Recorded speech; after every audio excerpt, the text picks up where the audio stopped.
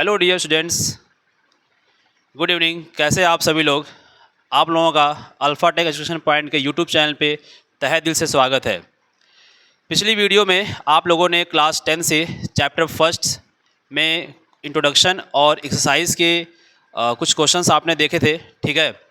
तो आज भी हम आप लोगों के लिए चैप्टर फर्स्ट से सेकंड वीडियो लेके आए हैं, ठीक है। चैप्टर फर्स्ट हमारा जो कि क्या है, रियल नंबर है। और देखिए इस पर डे 2 दिखाया जा रहा है, मतलब कि आज आपका सेकंड डे है और सेकंड चैप्टर का जो है सेकंड टॉपिक आपका चलेगा, सेकंड वीडियो आपकी रहेगी, ठीक है। तो चलिए देर न करते हुए आते हैं और स्टार्ट करते हैं। चलिए देखिए, एक्सरसाइज 1.1 एक्सरसाइज 1.1 है। और 1.1 में हमने आपको फर्स्ट सेकंड क्वेश्चन बताया था, थर्ड क्वेश्चन आपका एचसीएफ और एलसीएम में था, वो हमने आपको खुद के लिए दिया था सॉल्व करने के लिए। और आज जो आपका है एक्सरसाइज 1.1 से क्वेश्चन नंबर 4 है, ठीक है। और 4 में जो फॉर्मूला यूज़ करना है वो हम आपको इंट्रोडक्शन में बता चुके हैं कि क्या फॉर्मूला यूज़ करना है। क्वेश्चन पढ़ते हैं पहले। क्वेश्चन नंबर 4 में है, given that HCF 360 657 is equal to 9, तो फाइंड द एलसीएम 306 657। आप लोग देख रहे होंगे कि इंट्रोडक्शन में बताया गया, एक्सरसाइज में भी आ रहा है, एग्जाम्पल्स में भी ये सारे क्वेश्चंस हैं, मतलब हर जगह ये कहीं ना कहीं क्वेश्चंस आपको मिल रहा है। तो ये कितना ज़्यादा इंपॉर्टेंट हो सकता है, मतलब ये इंपॉर्टेंट है और मोस्ट इंपॉर्टेंट है। क्या है ये? Most important. तो आप लोगों को बता दें कि फॉर्मूला इसमें कौन सा है। फॉर्मूला है HCF into LCM, HCF into LCM equal to product of two number, product of two number. मतलब टू नंबर का मतलब क्या, first number multiply by second number, ठीक है। तो अब इस क्वेश्चन में एचसीएफ कितना दे रहा है, 9। एचसीएफ कितना है इसका, 9। और एलसीएम हमें क्या कह रहा है इसमें कि फाइंड द एलसीएम, इन दोनों का हमें एलसीएम क्या करना है, फाइंड करना है। तो एलसीएम को फिलहाल हम एलसीएम लिख लेते हैं। और प्रोडक्ट ऑफ टू नंबर की बात कर रहा है, मतलब first number multiply second number. तो फर्स्ट नंबर हमारा कितना है, 360, एंड सेकंड नंबर कितना है, 657, 657। अब अगर हमें एलसीएम फाइंड करना है तो सबको पता है कि जो 9 है यहाँ मल्टीप्लिकेशन में है, तो वो क्रॉस मल्टीप्लाई से कहाँ चला आएगा, नीचे चला आएगा। 360 मल्टीप्लाई 657 अपॉन 9 कहाँ चलाया, नीचे। क्या करेंगे, इसको डिवाइड करेंगे, कैंसिल आउट करेंगे। चलिए देखते हैं। 9 1 जा 9 और 9 4 जा कितना होता है, 36। कितना आ गया, 40। तो 40 मल्टीप्लाई क्या बचा, और 657। इसका हम क्या करेंगे, मल्टीप्लाई। मल्टीप्लाई करने के लिए सबको पता है कि अगर लास्ट में जीरो है तो वो जीरो हमें पहले क्या लिखना होता है, और फिर 4 का इन तीनों नंबर्स में हम क्या करते हैं, मल्टीप्लाई करते हैं। तो मल्टीप्लाई करिए। 4 7 जा 28, 2 कैरी, 4 5 जा 20 और 2 22, फिर से 2 कैरी, 4 6 जा 24 और 2 कितना, 26। तो ये हमारा क्या हो जाएगा, एलसीएम हो जाएगा। ये क्या हो जाएगा, एलसीएम। तो इस तरह से ये क्वेश्चन हम क्या कर सकते हैं, सॉल्व कर सकते हैं। तो इसको आप लोग मोस्ट इंपॉर्टेंट की क्राइटेरिया में रखिएगा। ये हर साल बोर्ड एग्जाम में, चाहे एमसीक्यूज में, चाहे फिर एक नंबर के क्वेश्चंस में आता है, ठीक है। चलिए देखिए आगे चलते हैं। क्वेश्चन नंबर 5 देखिए, ये भी मोस्ट इंपॉर्टेंट है। ये तो इतना बार मोस्ट इंपॉर्टेंट, बस पूछिए मत कितना इंपॉर्टेंट, बहुत इंपॉर्टेंट ये है। और इस पे दो तरह के क्वेश्चन आते हैं, एक 6 टू द पावर n के लिए आता है, एक 6 टू द पावर n के लिए आता है, और एक 4 टू द पावर n। इन दोनों के लिए क्वेश्चंस आते हैं, 6 टू द पावर n के लिए और 4 टू द पावर n के लिए। देखिए क्या क्वेश्चन कह रहा है, check whether 6 to the power n can end with the digit 0 for any natural number n। कहने का मीनिंग क्या है कि चेक करना है कि 6 की पावर n, 6 की पावर n, जहाँ पे जो n है, ये n देखिए यहाँ पे लिखा नहीं है, बट n जो है बिलोंग्स करेगा किससे, नेचुरल नंबर से। किससे बिलोंग करेगा, नेचुरल नंबर से बिलोंग करेगा। तो 6 to the power n can end with the digit 0 for any natural number. हाँ, नेचुरल नंबर की बात कर रहा है, ठीक है। चलिए, तो जो 6 की पावर n की बात कर रहा है उसमें n क्या होना चाहिए, नेचुरल नंबर होना चाहिए। और नेचुरल नंबर होने के साथ साथ ये भी कह रहा है कि अगर उसको हम सॉल्व करते हैं तो जो उसकी n डिजिट है वो क्या आनी चाहिए, 0 आनी चाहिए। जैसे मान लीजिए हमने कह लिया कि 6 की पावर 2 है, ये 2 हमारा क्या है, हमने n की प्लेस पे तो 2 लिखा, तो 2 हमारा क्या है, नेचुरल नंबर है। अगर हम इसका सोल्यूशन करते हैं 6 मल्टीप्लाई 6, तो वो कितना होगा, कितना होगा वो, 36। तो क्या 36 का जो एंड डिजिट है वो 0 आया, नहीं आया। तो बट इसमें यही कहा गया कि चेक करके बताइए कि क्या ऐसा होता है कि जो इसका एंड डिजिट है वो 0 आता है। तो इसमें फिलहाल तो 0 नहीं आ रहा है, जीरो आ रहा है? नहीं आ रहा है। जीरो कब आएगा वो देख लें पहले हम। जीरो तब आएगा जब हम 10 की पावर n करें। 10 की पावर क्या करें? n। तो 10 की जो लास्ट डिजिट है वो क्या है? जीरो है। अब अगर हम इसके लिए नेचुरल नंबर कोई भी ले लें, चलिए 2 ही ले लेते हैं, तो 10 मल्टीप्लाई क्या होगा? 10 10 10 जा कितना होगा? 100। 10 10 जा कितना होगा? 100। तो इसकी n डिजिट क्या आ रही है? n डिजिट क्या आ रही है इसकी? जीरो आ रही है। तो हम 10 के लिए कह सकते हैं कि अगर 10 की पावर n है और वो नेचुरल नंबर से बिलोंग करता है तो वो कहीं ना कहीं उसकी n डिजिट क्या आएगी? जीरो आएगी। और इसके लिए हम ये कह सकते हैं कि जो 10 है वो किसका फैक्टर है? 2 और 5 का फैक्टर है। किसका फैक्टर है? 2 और 5 का फैक्टर है। तो जब इतना आपको समझ में आ रहा है तो अब हम आगे यहाँ देखते हैं। देखिए क्या कह रहा है, 6 to the power n equal to 2 multiplied 3 to the power n। 2 तो आया बट 5 नहीं आया। 2 तो यहाँ पे आया बट 5 नहीं आया। जबकि होना क्या चाहिए कि 2 और 5 अगर दोनों बिलोंग्स करते हैं, दोनों आते हैं, तो वो उसका जो है n डिजिट जीरो आएगा, बट 2 ही आया। तो 2 की पावर n multiplied 3 to the power n, this so that 2 and 3 are the only prime factor of 6 to the power n। 6 to the power n के लिए जो प्राइम फैक्टर बन रहा है कौन बन रहा है? 2 और 3 बन रहा है। तो 5 is not a factor of 6 to the power n। तो 5 उसका कॉमन फैक्टर नहीं है। Hence 6 to the power n can never n digit zero. इसका मतलब ये क्लियर है कि 6 टू द पावर n का जो n डिजिट है वो जीरो नहीं आएगा।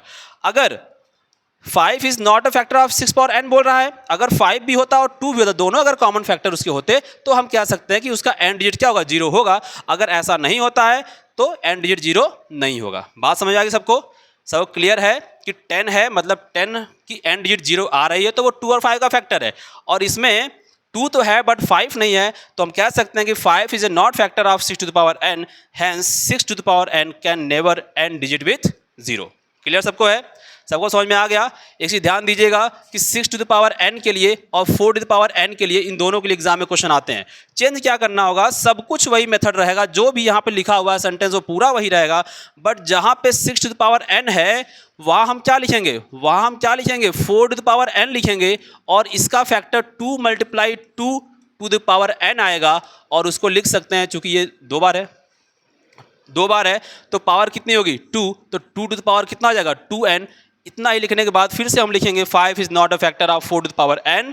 Hence 4 to the power n can never n digit with zero. सब कुछ सेम रहेगा। ठीक है, चलिए आगे चलते हैं। Exercise 1.1 question number 6। Question number 6 ये आपका कंपोजिट नंबर से क्वेश्चन है।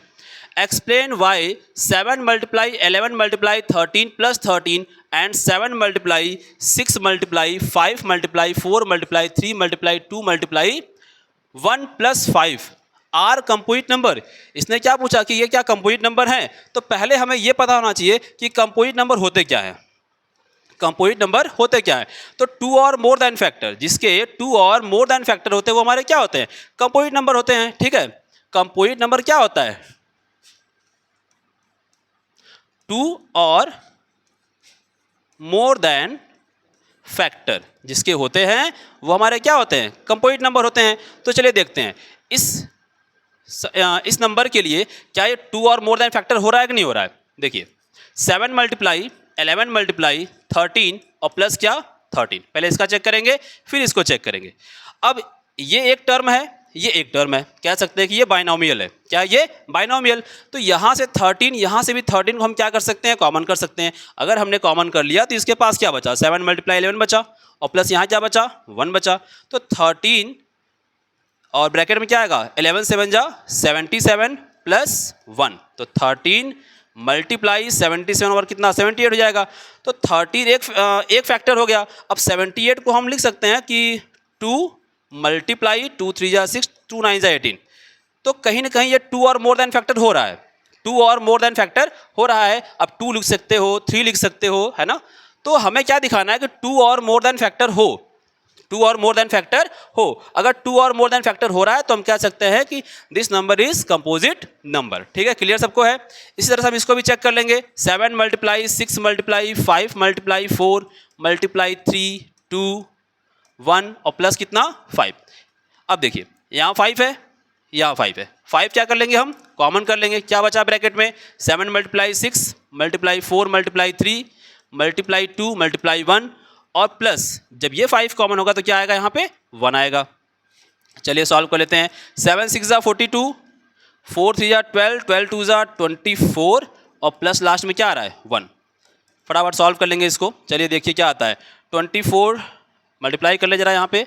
24, 4 2 ज़ा 8, 4 4 ज़ा 16, 2 2 ज़ा 4, 2 4 ज़ा 8, 8 14, 1 9 10, 10 4 8, 10 4 8 और क्या बचा प्लस 1, तो 5 मल्टीप्लाई 10 4 9, ठीक है 10 4 9। अब हम इसका भी तो हम फैक्टर कर सकते हैं, इसका क्या कर सकते हैं फैक्टर कर सकते हैं। तो 2 फैक्टर हो चाहे 2 और मोर देन फैक्टर हो, वो हमारा क्या होगा कंपोजिट नंबर होगा। ठीक है, सब क्लियर है।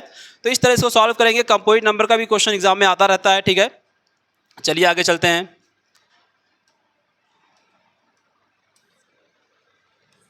हाँ, एक्सरसाइज 1.1 से क्वेश्चन नंबर 6। क्वेश्चन नंबर 6 देखिए, ये भी अच्छा क्वेश्चन है, ये भी अच्छा क्वेश्चन है, इंपॉर्टेंट ये भी है। क्या करना है इसमें देखिए,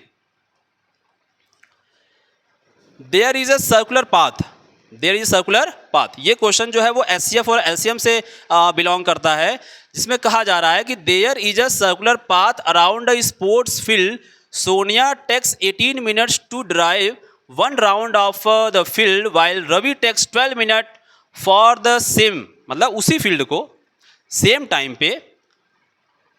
टाइम पे दोनों एक साथ राउंड एक साथ ड्राइव करना स्टार्ट करते हैं।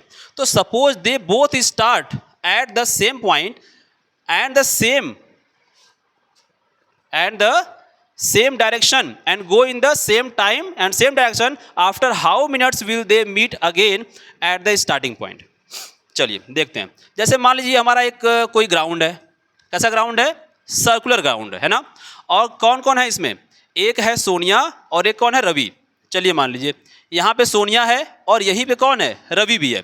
और दोनों सेम टाइम पे सेम डायरेक्शन में, एक ही डायरेक्शन में, ये भी इसी डायरेक्शन में जाएंगे और ये भी इसी डायरेक्शन में जाएंगे।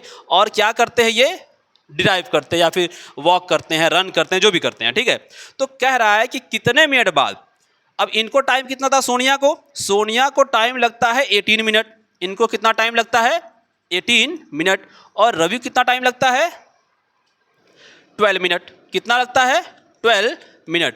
मतलब ये कह सकते हैं कि रवि की स्पीड ज़्यादा है और सोनिया की स्पीड क्या है, कम है, तभी तो इसको ज़्यादा टाइम लग रहा है। तो अगर सोनिया को ज़्यादा टाइम लग रहा है तो ये कंफर्म है कि एक राउंड जब ये क्लियर करेंगे तो रवि जल्दी से पहुंच जाएंगे और सोनिया कहीं ना कहीं पीछे रह जाएंगी, है ना। हम ये इसलिए बता रहे हैं कि ऐसे क्वेश्चंस में एचसीएफ और एलसीएम फाइंड करने के लिए दिया जाता है। तो हम कैसे समझ पाएंगे कि हम एचसीएफ फाइंड करें कि एलसीएम फाइंड करें।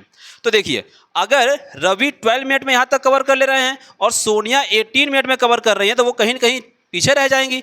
तो अगर हम फैक्टर करते हैं, चलिए पहले फैक्टर कर लेते हैं, 12 का और 18 का फैक्टर करते हैं। तो 2 मल्टीप्लाई 3 और 18 का फैक्टर 2 मल्टीप्लाई 3, 2 3 या 6, 6 3 या 18। तो चलिए मान लीजिए हमने एचसीएफ निकाल लिया, कुछ देर के लिए हमने मान लिया कि एचसीएफ निकाल रहे हैं। तो एचसीएफ कितना आएगा, ये 2 आएगा और इसका 3 आएगा, तो 2 3 या 6 आएगा। तो जब ये एक राउंड ही कवर कर रहे हैं 12 या 18 मिनट में, तो उससे पहले तो एक दूसरे से मिलने वाले हैं नहीं। तो जब उससे पहले नहीं मिलने वाले हैं, इसका मतलब कि हम एचसीएफ नहीं फाइंड करेंगे। और अगर एचसीएफ फाइंड करते हैं तो 2 3 या 6 आएगा और 6 मिनट में वो मिलने वाले हैं नहीं, है ना। कहीं ना कहीं अभी सोनिया उनसे बहुत पीछे रहेगी। तो हम यहाँ पे क्या फाइंड करेंगे, तो ये दिखाता है कि हमें क्या फाइंड करना है, यहाँ पे एलसीएम फाइंड करना है। तो एलसीएम कैसे फाइंड करते हैं, देखिए एलसीएम फाइंड करने का तरीका क्या है, या तो कॉमन करके लीजिए या फिर मैक्सिमम पावर चेक करिए कि इन दोनों की मैक्सिमम पावर क्या हो रही है। 2 की पावर 2 मल्टीप्लाई 3 आ रहा है, इसका क्या आ रहा है 2 मल्टीप्लाई 3 की पावर 2। अब इसमें ये चेक करिए किस नंबर की मैक्सिमम पावर है यहाँ पे। तो 2 की पावर 2 मैक्सिमम है, इसमें 3 की पावर 2 है, बस इसी को लिख लीजिए 2 टू द पावर 2 और 3 टू द पावर 2। 2 का स्क्वायर 4, 3 का स्क्वायर 9, 9 4 जा 36 मिनट। मतलब ये क्लियर हो गया कि ये एक दूसरे से 36 मिनट बाद फिर से दोबारा एक ही पॉइंट पे मिल जाएंगे। ठीक है, तो सबको समझ में आया, अच्छे से सबको समझ में आया।